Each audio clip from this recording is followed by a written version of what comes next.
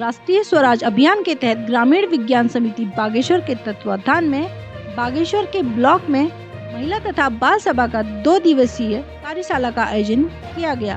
बागेश्वर में गोविंद बल्लभ जोशी पीडीओ पंचायत द्वारा महिलाओं को संबोधित किया गया। वहीं विकासखंड कपकोट के कर्मी गांव में भी कार्यशाला का आयोजन किया गया, जिसमें प्रधान कर्मी कौशल्या देवी द्वारा सभा का संचालन किया गया, जिसमें महिलाओं के अधिकार संबंधित जानकारी एवं ग्राम पंचायत के विकास में उनके महत्वपूर्ण योगदान के विषय में विस्तृत जानकारी दी गई।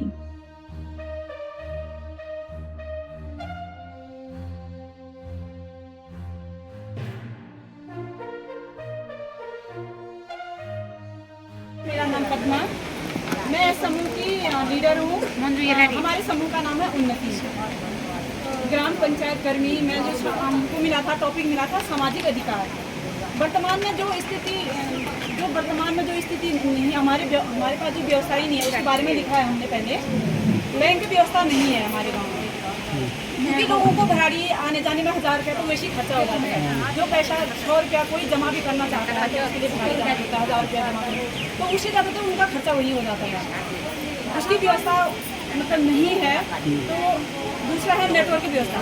नेटवर्क है लेकिन एक नाम मात्र अस्थायी रूप है, क्योंकि कभी पेड़ टूट जाते हैं, कहीं रोड ब्लॉक हो जाते हैं तो केबल कट जाता है।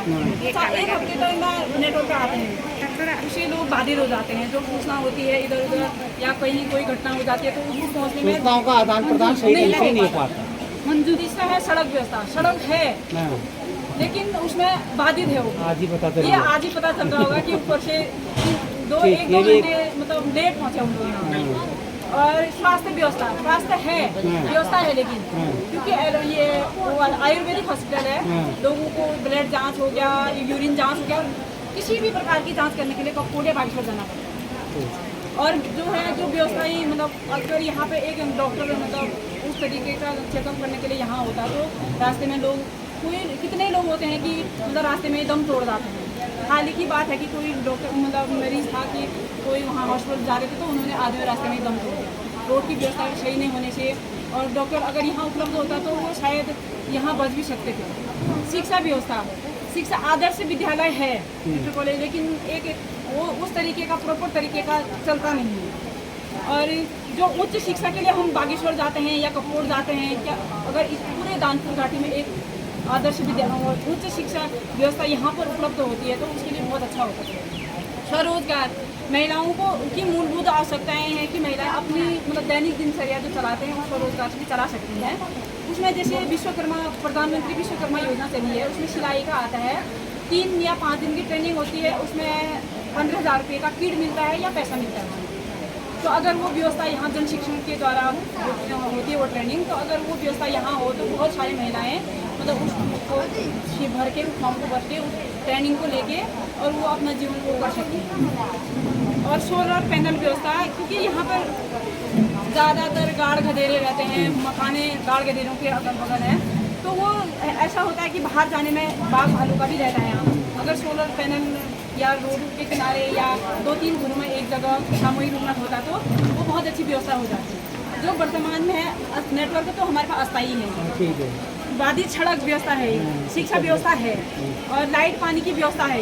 लाइट का भी ऐसी है, जब अगर खराब हो जाती है, कहीं बहुत दूर का मामला है, फिर कहीं पेड़ टूट गए या फिर कहीं भूस्खलन हो गया तो फिर 1 हफ्ते तक ना लाइट रहती है ना नेटवर्क रहता है।